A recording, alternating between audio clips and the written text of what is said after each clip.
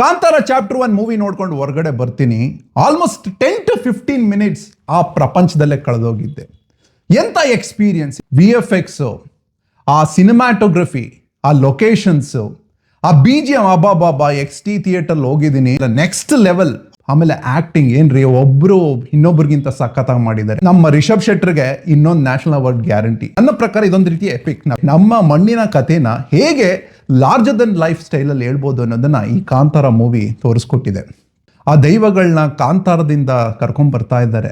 ಬ್ರಹ್ಮ ಕಳಶ song, ಆ song ನೋಡಿ ಕಳೆದೋಗ್ಬಿಟ್ಟಿದ್ದೀನಿ. ಆ ಸಾಂಗ್ನ ನೋಡೋಕ್ಕೋಸ್ಕರನೇ ಇನ್ನೊಂದ್ಸರಿ ಹೋಗಿ ನೋಡಬೇಕು. ಕದಂಬರು ನಮ್ಮ ಕರ್ನಾಟಕದ ಹೆಮ್ಮೆಯ ಅರಸರು, ಅವರ ಕಾಲದ ಸ್ಟೋರಿ ಇದು.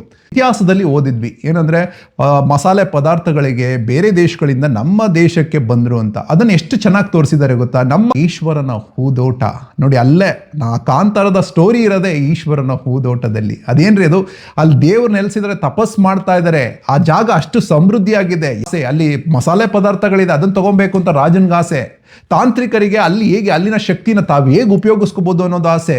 ಇಲ್ಲಿನ ಕಾಂತಾರ ಜನಕ್ಕೆ ಅದೇ ಒಂದು ದೈವ, ಅದನ್ನ ಭಕ್ತಿಯಿಂದ ಪೂಜೆ ಮಾಡ್ಕೊಂಡು ಅಲ್ಲಿ ಜೀವನ ಮಾಡ್ತಾ ಇದ್ದಾರೆ. ಎಷ್ಟು ಚೆನ್ನಾಗಿ ತೋರಿಸಿದ. ಪ್ರೀ ಕ್ಲೈಮ್ಯಾಕ್ಸ್ ಅಲ್ಲಿ ಹುಲಿ ಬರುತ್ತೆ, ರಿಷಬ್ ಶೆಟ್ಟರ್ ಮುಂದೆ ನಿಂತಿರುತ್ತೆ. ಅದು ನೋಡಿದಾಗ ಬರೀ ಕಣ್ಣಲ್ಲೇ ಕಮ್ಯುನಿಕೇಟ್ ಮಾಡುತ್ತೆ. ಎಂತ ಡೈರೆಕ್ಟರ್ಸ್ ಕ್ರಾಫ್ಟ್ ನೋಡಿ. ಪ್ರೀ ಕ್ಲೈಮ್ಯಾಕ್ಸ್ ಅಲ್ಲಿ ಬರುವಂಥ ಫೈಟು ಎಷ್ಟು ಚೆನ್ನಾಗಿ ಕೊರಿಯೋಗ್ರಾಫ್ ಮಾಡಿದ್ದಾರೆ ನೋಡಿ. ಸ್ಟಾರ್ಟಿಂಗ್ ಅಲ್ಲೇ ವೆರಿ ಕ್ವಿಕ್ ಆಗಿ ಸ್ಟೋರಿ ಕೊಟ್ಟು ಹೋಗ್ತಾರೆ. ಹೇಗೆ ದೈವಗಳನ್ನ ಕಂಡುಕೊಂಡ್ರು.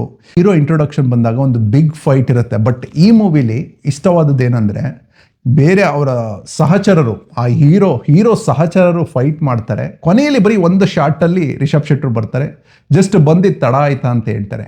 ಎಂತ ಇಂಟ್ರೊಡಕ್ಷನ್ ನೋಡಿ. ರಥದ ಫೈಟ್, ಆ ಬೆಟ್ಟದ ಮೇಲೆ ಒಂದು ರಥ ಇದೆ, ಅದೆಲ್ಲ ಕಡೆ ಓಡಾಡ್ತಿದೆ. ಕೊರಿಯೋಗ್ರಫಿ ಮಾಡೋದು ಅಷ್ಟು ಸುಲಭ ಅಲ್ಲ. ಫಸ್ಟ್ 1 hour ಈ ಸ್ಟೋರಿ ಸೆಟಪ್ ತಗೊಂಡ್ರೆ ಪ್ರೀ ಕ್ಲೈಮ್ಯಾಕ್ಸ್ ಇಂದ ಬರುತ್ತಲ್ಲ ಫೈಟ್ ಇಂದ, ಆ ಮೂವಿ ಬೇರೆ ಲೆವೆಲ್ಗೆ ಹೊರಟೋಗ್ಬಿಡುತ್ತೆ. ಬೇರೆ ಬೇರೆ ರೀತಿಯ ಗುಳಿಗ ದೇವರುಗಳ ಬಗ್ಗೆ ಹೇಳಿದ್ದಾರೆ.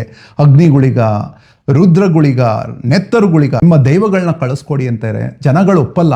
ಆದರೆ ದೈವಗಳು ಹೇಳ್ತವೆ ತನ್ನ ಒಡೆಯನಾದ ಶಿವನನ್ನ ಕಾಯಬೇಕು, ನಾವು ಹೋಗ್ತೀವಿ ಅಂತಾರಲ್ಲ, ಅದಂತೂ ಬಹಳ ಎಮೋಷ್ನಲ್ ಮೂಮೆಂಟು.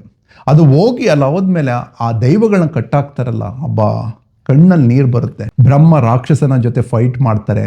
ಆಮೇಲೆ ಆ ತ್ರಿಶೂಲನ ಹಿಡ್ದಾಗ ಸಾಕ್ಷಾತ್ ಶಿವನ್ ಥರನೇ ಮಾಯಕಾರನೂ ರಿಷಬ್ ಶೆಟ್ಟರ್ ಅಂತೆ. ಅದು ಮಾಯಕಾರ ಅನ್ನೋ ಪಾತ್ರನ ಬಹಳ ಚೆನ್ನಾಗಿ ಬರ್ತಿದ್ದಾರೆ. ರಿಷಬ್ ಶೆಟ್ಟರ್ ಸಖತ್ತಾಗಿ ಆ್ಯಕ್ಟ್ ಮಾಡಿದ್ದಾರೆ. ಗುಳಿಗ ದೇವ್ರು ಹೇಳ್ತಾರೆ, ನಾನು ಹೆಣ್ಣು ಮಕ್ಕಳನ್ನ ಮುಟ್ಟಲ್ಲ ಅಂತ, ಹೆಣ್ಣು ಮಕ್ಕಳ ಜೊತೆ ಫೈಟ್ ಮಾಡಲ್ಲ ಅಂತ.